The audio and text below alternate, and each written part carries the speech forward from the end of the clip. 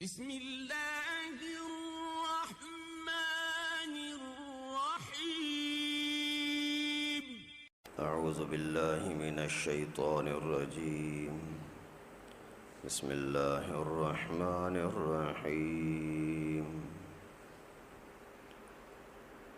فَإِذَا قَضَيْتُم مَّنَاسِكَكُمْ فَاذْكُرُوا اللَّهَ كَذِكْرِكُمْ آبَاءَكُمْ أَوْ أَشَدَّ ذِكْرًا فَمِنَ النَّاسِ مَن يَقُولُ رَبَّنَا آتِنَا فِي الدُّنْيَا وَمَا لَهُ فِي الْآخِرَةِ مِنْ خَلَاقٍ وَمِنْهُمْ مَنْ يَقُولُ رَبَّنَا آتِنَا فِي الدُّنْيَا حَسَنَةً وَفِي الْآخِرَةِ حَسَنَةً وَقِنَا عَذَابَ النَّارِ أُولَئِكَ لَهُمْ نَصِيبٌ مِّمَّا كَسَبُوا وَاللَّهُ سَرِيعُ الْحِسَابِ واذكروا الله في أيام معدودات فمن تعجل في يومين فلا إثم عليه ومن تأخر فلا إثم عليه لمن اتقى واتقوا الله واعلموا أنكم إليه تحشرون صدق اللہ العلی العظیم۔ 25واں رکوع سورہ بقرہ کا چل رہا ہے۔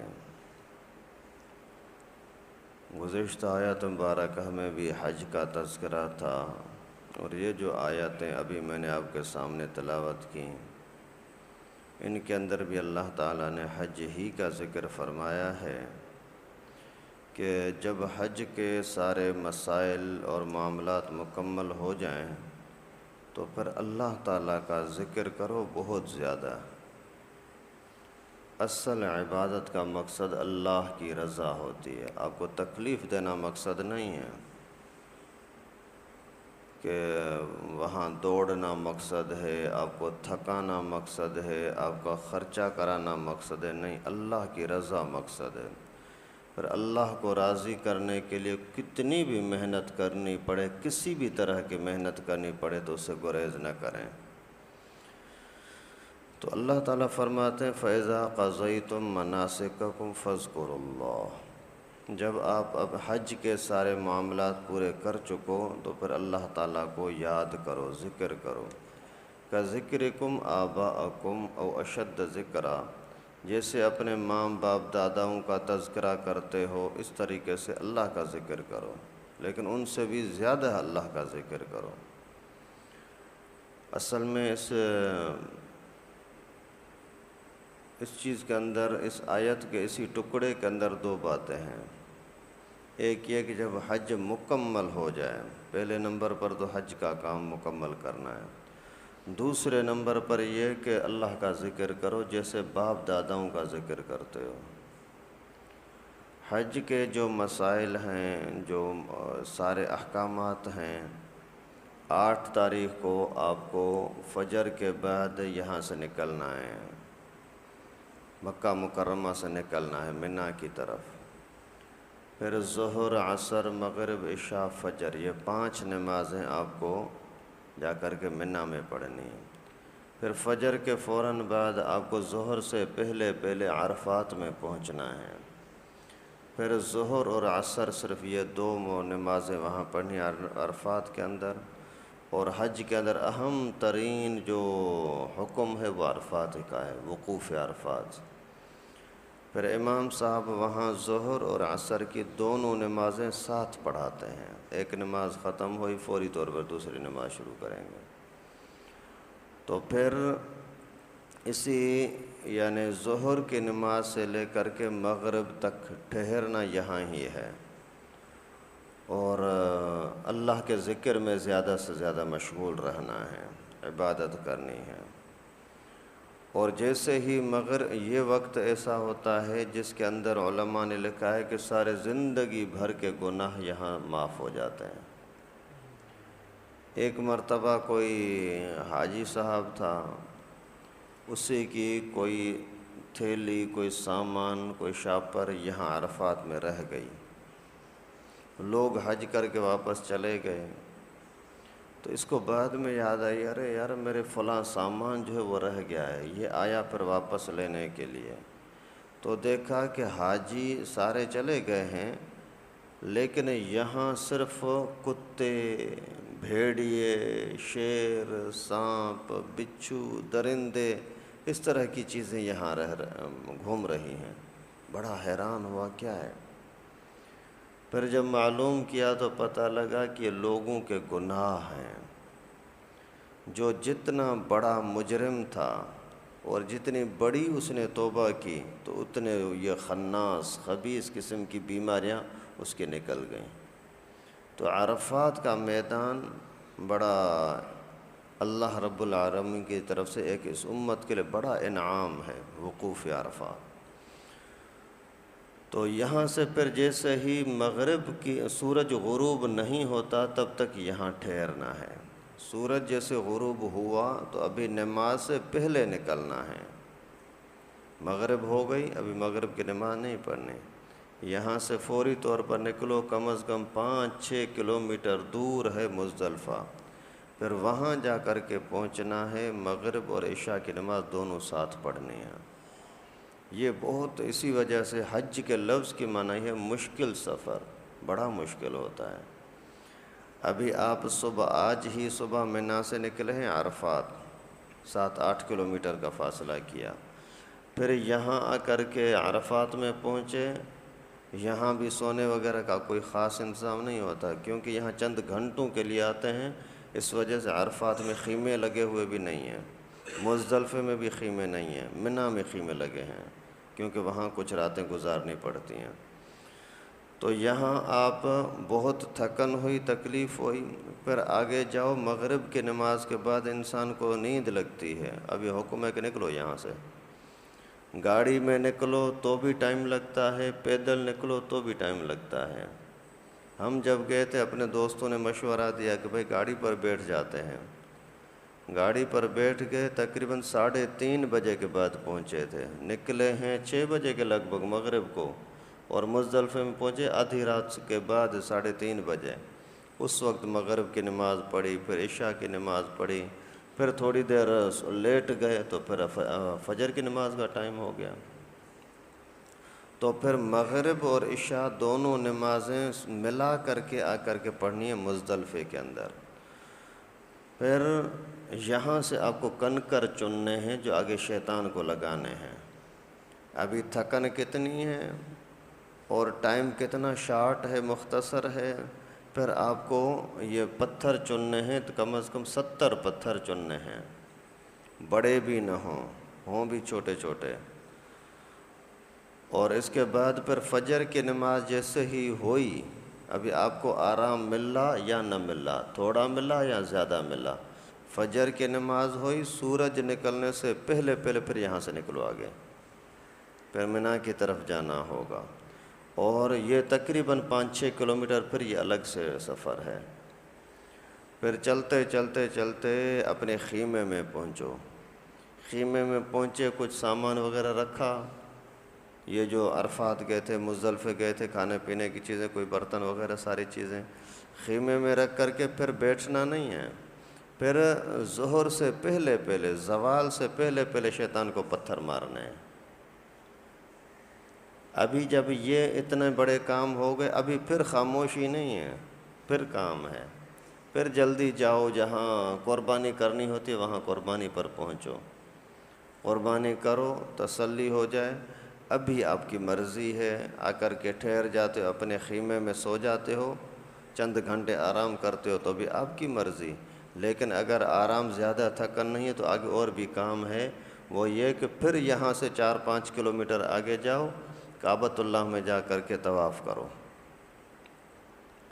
اور طواف کرنا ہے، طواف کے بعد اچھا یہاں قربانی ہو گئی تو ابھی سر منڈانے کی اجازت ہے، ابھی منڈا دو تو بھی ٹھیک ہے، آگے والے طواف وغیرہ کر کے بعد میں منڈاؤ تو بھی ٹھیک ہے۔ جب تک آپ یہ سر نہیں منڈائیں گے تب تک وہ کفن والا لباس، احرام والا لباس اتارنے کی اجازت نہیں ہے۔ اچھا، سر منڈایا، پھر چلے جاؤ ابھی کعبۃ اللہ کی طرف، 7 چکر لگاؤ۔ ابھی 38-40 لاکھ بندے ہوتے ہیں اور ایک ہی راستہ ہے جہاں سے آپ کو سفر کرنا ہے۔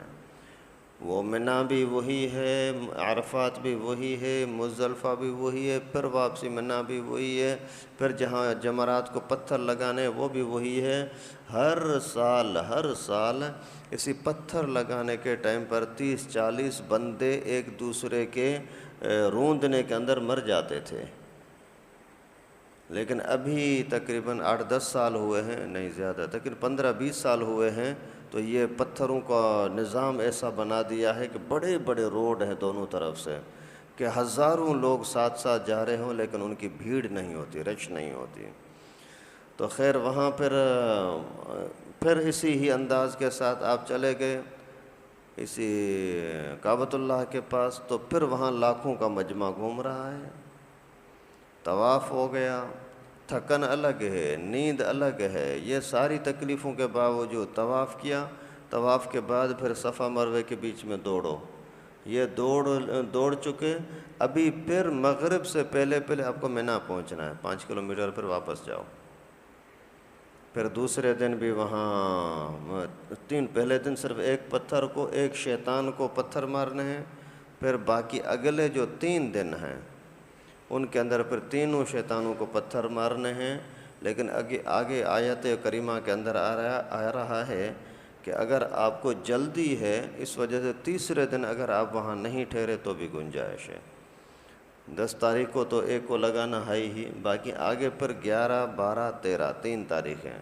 لیکن اگر 12 تاریخ کو مغرب سے پہلے یہاں سے نکل گئے تو پھر 13 تاریخ کو لگانے کی ضرورت نہیں ہے۔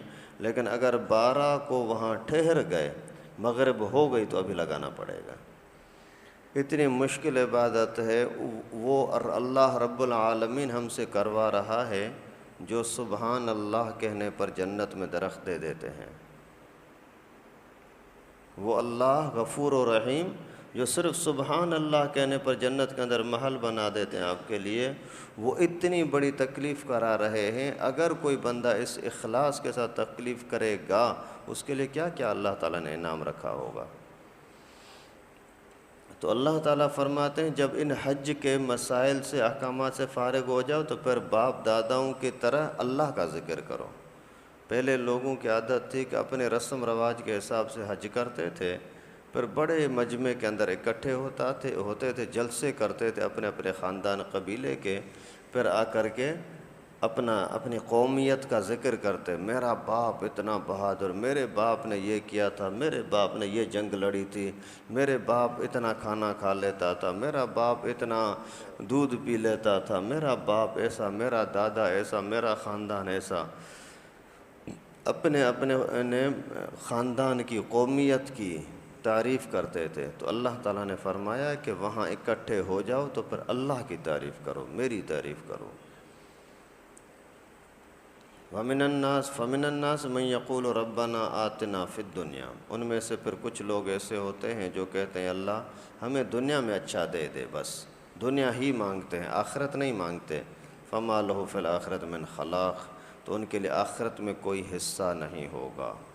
ابھی آپ اندازہ کریں حج کی تکلیفیں کتنی بڑی کی ہیں، کتنا مشکل ترین سفر کیا ہے، اس کے باوجود ابھی بولتا ہے یا اللہ مجھے دنیا دے دے، مجھے اچھی بیوی دے دے، اچھا بنگلہ دے دے، اچھا کاروبار دے دے، مجھے بیماریوں سے صحت دے دے، میرے محلے کے اندر عزت ہو، یہ نعمت عطا کر۔ اس طرح سے دنیا کی کوئی بھی چیزیں مانگتا ہے، معافی نہیں مانگتا، جنت نہیں مانگتا، آخرت نہیں مانگتا، تو اللہ تعالیٰ فرماتے ہیں ما لہو فی الآخرۃ من خلاق، اس کو قیامت میں کچھ بھی نہیں ملے گا۔ اللہ تعالیٰ کی بے پرواہی دیکھو، اتنی محنت کے باوجود آپ نے بے وقوفی کی، آخرت نہیں مانگی، دنیا مانگی تو دنیا ملے گی لیکن آخرت میں کچھ نہیں ملے گا۔